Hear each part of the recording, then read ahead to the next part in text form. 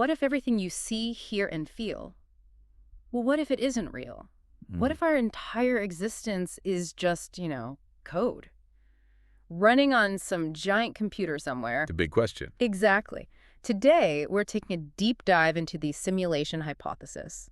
It's this really radical, thought-provoking idea. It's got philosophical roots, right, going way back to Descartes, Berkeley. Oh, yeah. And deep roots. But it definitely has a modern pop culture vibe. I mean, The Matrix obviously comes to mind. Can't avoid it. So our mission here in this deep dive is to really unpack the scientific feasibility of this. Is it actually possible?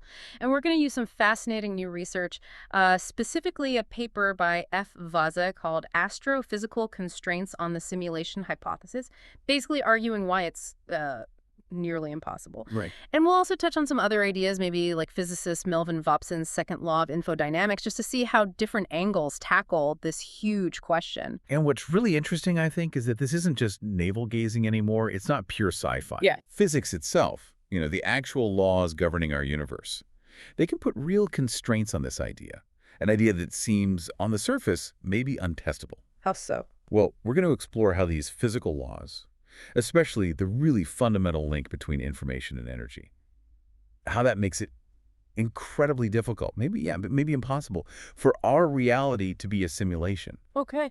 I mean, you mentioned Vopson's idea, which is interesting, this thought that maybe information entropy behaves differently, suggesting optimization, maybe hinting at something digital. Uh-huh. But then you run up against the hard numbers from Vaza's work, looking at the sheer computational cost. And that tells a pretty different story. Okay, so let's unpack that. For a long time, this whole simulation thing felt, I don't know, like something you debate online, right? Untestable. Pretty much, yeah. But this new research, Vaz's paper, it takes a concrete scientific approach. What's the fundamental principle they even start with to test this? How do you even begin? It really boils down to a core concept. Information is physical. Information is physical, meaning? Meaning that any computation, any processing of information, it requires actual physical resources. It needs power, energy, computing time. It's not just abstract math floating in a void. Okay. The laws of physics dictate what's possible, what the limits are. And this leads us to some really crucial concepts like the holographic principle. The holographic principle. I've heard of that. It sounds Yeah. mind-bending. It kind of is. Basically, it suggests that the maximum information you can pack into a region of space isn't based on its volume, like you might intuitively think. Okay. It scales with its surface area.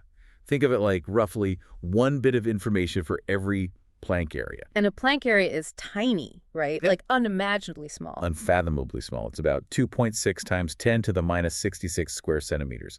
The absolute smallest meaningful patch of area physics allows. Wow. And here's the kicker. Using this principle is actually a very conservative estimate. It gives you the lowest possible amount of information needed, which, as you'll see, makes conclusions even stronger. Okay, so that's the information side. Yep. But you mentioned energy. What's the energy cost? You touched on Vopson, but what's the baseline cost? Exactly. Thermodynamics comes into play here. There's a fundamental principle, sometimes called Landauer's principle, related to Brillouin's inequality. Okay. It basically says that to erase even a single bit of information in any computation that can't be reversed, you have to dissipate a minimum amount of energy as heat. There's a physical cost. A thermodynamic price tag for forgetting something, almost. You could put it that way, Yeah. So even if information organizes itself in interesting ways, like Vopson suggests, actually processing it, storing it, changing it, deleting it, that costs energy. You can't escape thermodynamics. Makes sense. And the Vaza paper calculates this really important ratio. They call it Che. It compares the energy inside a system, like its mass energy, Right. to the energy you'd need just to encode all its possible states, all its information, down to the fundamental level. So does an object contain enough energy to even represent itself digitally? That's the question it asks.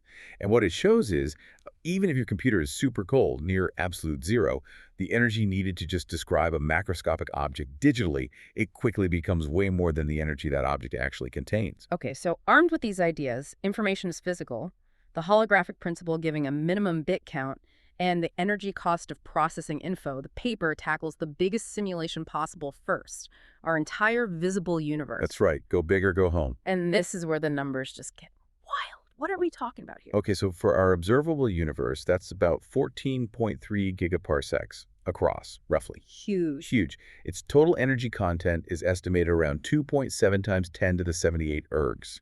An erg is a small unit, but that number, it's enormous. Right. But now the information content. Based on the holographic principle, the maximum information needed to describe everything in it. That's 3.5 times 10 to the 124 bits. Okay, wait. 10 to the 124. I can't even picture that number. What about the energy just to store that many bits? Just the encoding energy. Assuming you could somehow build a computer operating at the temperature of the cosmic microwave background, so 2.7 Kelvin, really cold. Yeah. That energy cost comes out to about 8.9 times 10 to the 108 ergs. Okay, so comparing those numbers, the energy to store the data versus the energy in the universe. The energy needed just to store the information is It's half. about 30 orders of magnitude larger than all the energy in the entire observable universe. Wow. Okay, so So you don't have remotely enough energy in the universe to even store the blueprint for the universe, let alone run the simulation. it's like trying to fit an ocean into a thimble. A very, very big ocean and a very, very small thimble. Yeah. I mean, even our best cosmological simulations, like Illustris, they handle maybe 10 to the 13 bits. That's practically nothing compared to 10 to the 124. So the first big takeaway is pretty clear then. Absolutely. The first conclusion from the paper is stark. Simulating the entire visible universe at full resolution, down to the Planck scale. Physically impossible, not just hard, impossible by these metrics. Okay, all right. So simulating the whole cosmos, literally everything we can see, is off the table. But what if the simulators aren't that ambitious? What about, dialing it down? Like simulating just one small part. Yeah, like, what if they just needed to simulate our planet? Just Earth. That sounds way more manageable, doesn't it? You'd certainly think so. But the numbers are still pretty staggering. For good old planet Earth, its mass, its radius, the maximum information needed, again using the holographic principle as a baseline, is about 9.8 times 10 to the 74 bits. Still a huge number, but smaller than 10 to the 124, I guess? Oh, much smaller, relatively speaking. Yeah. But still vast. And the energy needed just to encode that information, that comes out to 2.55 times 10 to the 59 ergs. Okay, 10 to the 59 ergs. Put that into perspective for us. Is that a lot? It's an unbelievable amount of energy. That initialization energy, just to start the Earth simulation, is roughly the same as the entire rest mass energy of a globular cluster. Those dense balls of hundreds of thousands of stars. Okay. Or, another way to think of it, it's the energy you'd need to completely blow apart the entire Milky Way galaxy, unbind every star, all the gas and dust. Just to load the program, basically. Pretty much. And that's just time step zero. Right. You mentioned the cost keeps coming. Exactly. Yeah. Roughly that same insane amount of energy would need to be dissipated as heat for every single time step the simulation runs. Every calculation cycle. Yep. So imagine you run it for just, say, 1,000,000 time steps, which is nothing in geological or even human terms. Right. The total energy cost balloons to something like the entire rest mass energy of our whole Milky Way galaxy, or the potential energy of the biggest galaxy clusters we see. That's unsustainable, to put it mildly. Utterly. And what about the computer itself? What kind of machine could even hold this Earth-sized data set? Well, to contain that much energy, 10 to the 59 ergs, the computing device itself would basically have to be a black hole. Its Schwarzschild radius would be about 5 times 10 to the 9 centimeters. About 70% of the radius of Jupiter. So you're talking a planetary-sized computer, literally. A Jupiter brain. I've heard that term. Exactly. But here's the problem. Even theoretical studies looking at what such Jupiter brains could actually do, they estimate a realistic memory capacity of maybe 10 to the 47 bits. Okay, but we need a 10 to the 74 bits, right? Right. So the theoretical Jupiter brain is about 27 orders of magnitude too small.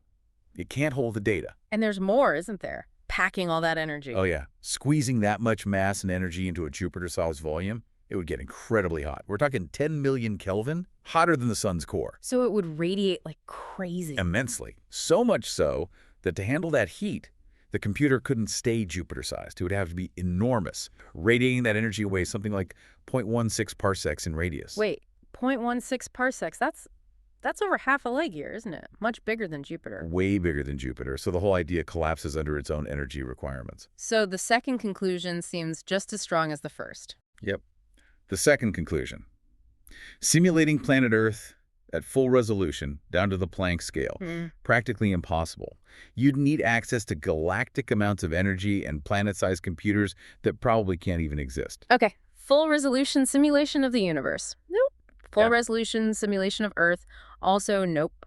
But what about, cutting corners? Ah, the low-resolution loophole. Exactly. Maybe the simulators don't need to simulate every single quark vibrating at the Planck scale. Maybe they only simulate what we can actually, observe or interact with. Could that work?